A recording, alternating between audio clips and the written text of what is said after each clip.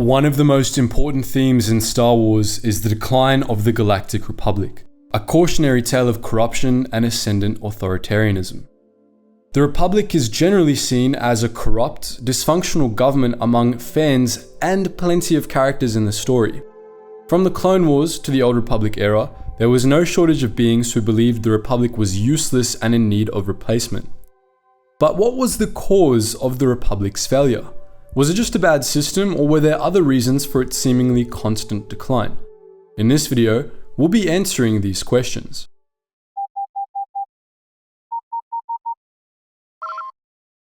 Attention, Sergeant on deck! While the Clone Wars were ultimately what brought the Republic to an end, the Republic had actually been on the verge of collapse many times before. To understand the Republic's ultimate fall, we need to look at those prior examples first. Over the course of its unfathomably long history, it was ripped apart by civil wars known as the Alsacan conflicts a total of 17 times. It battled separatist movements and Sith empires, and it was even taken over by a fanatical cult at one point. During the Old Sith Wars, it was nearly destroyed 3 times in devastating wars that occurred within the space of 50 years, and after the Old Sith Wars were over, it came close to collapse yet again, this time under its own weight. It came close to the brink again during the Galactic Wars, and during the New Sith Wars, it basically did collapse for about a century. Most of these periods of implosion were caused by existential threats to the Republic putting strain on the system, but there were always internal causes as well. As Goto observed after the Old Sith Wars, "Some of it may be blamed on the Jedi Civil War, the Mandalorian Wars, but not all. There are so many bad decisions that build upon each other that it is a wonder the Republic is intact at all."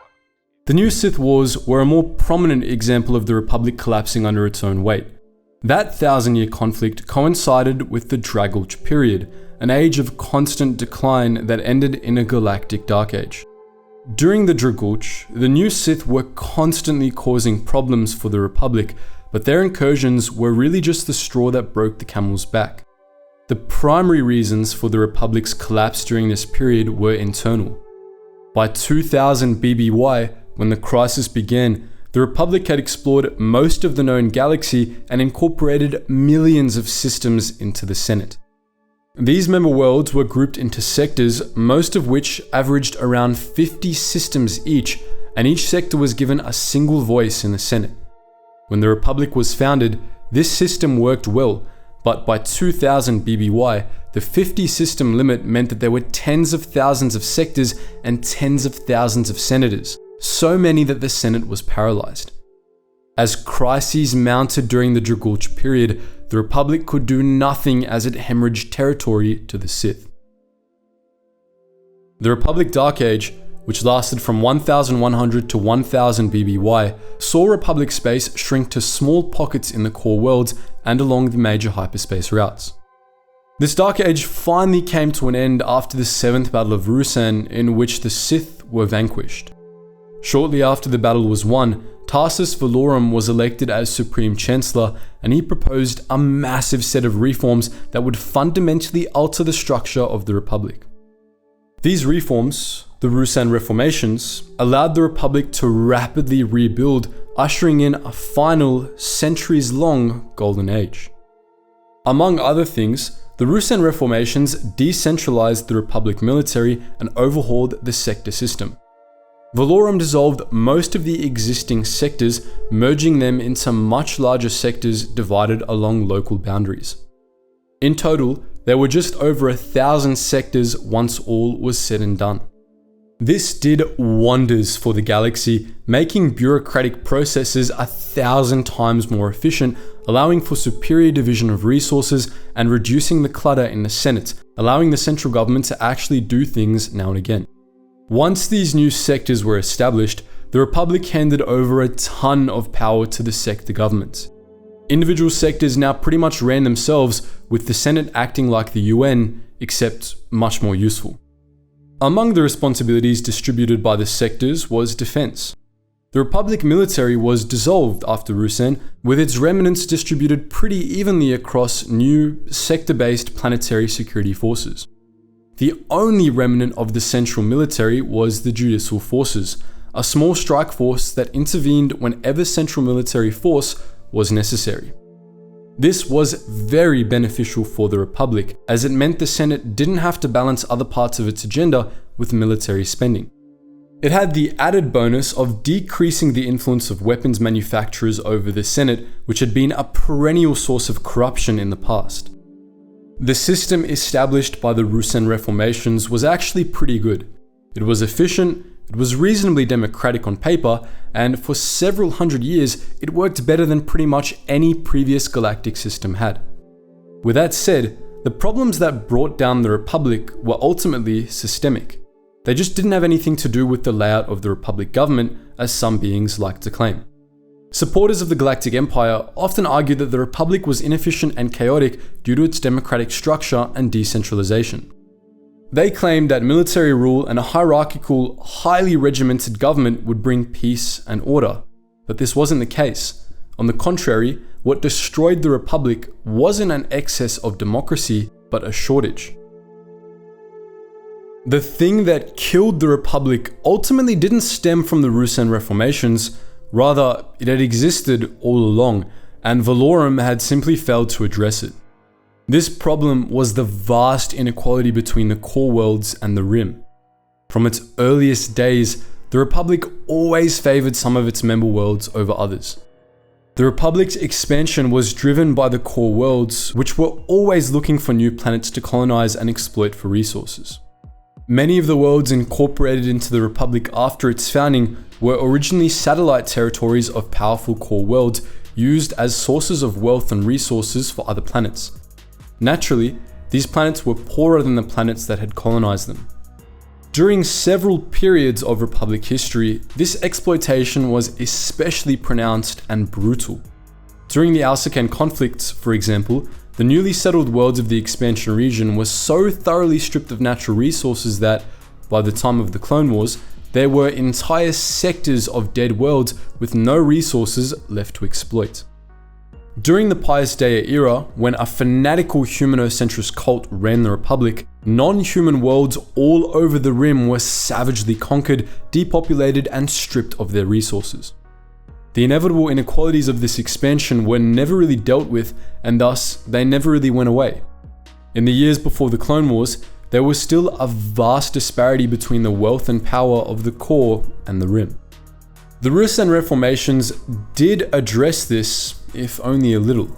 The reorganization of sectors gave Rimworlds much more of a voice in the Senate, and when the Republic military was dissolved, its assets were distributed, granting all sectors more or less the same levels of protection. In essence, the Reformations addressed the symptoms pretty well, and it was for that reason that they led to the golden age of the Republic. But they failed to tackle the underlying problem, which, truth be told, would have been a Herculean task. With that said, the Reformations also made things worse in a few respects.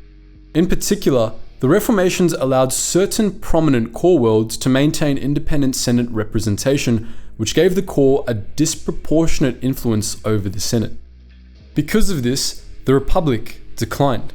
The core continued to act in its own interests at the expense of the Rim, and the Republic either let them or actively assisted them, depending on the political faction in power. All of this led to growing unrest in the Rim, especially as the initial equality of the planetary security forces faded. As the centuries went on, core sectors spent absurd amounts of credits on massive new warships, while many Rim sectors were stuck with the aging military surplus they'd inherited from the Republic military. Starting around 3 centuries before the Clone Wars, this kicked off a sort of snowball effect.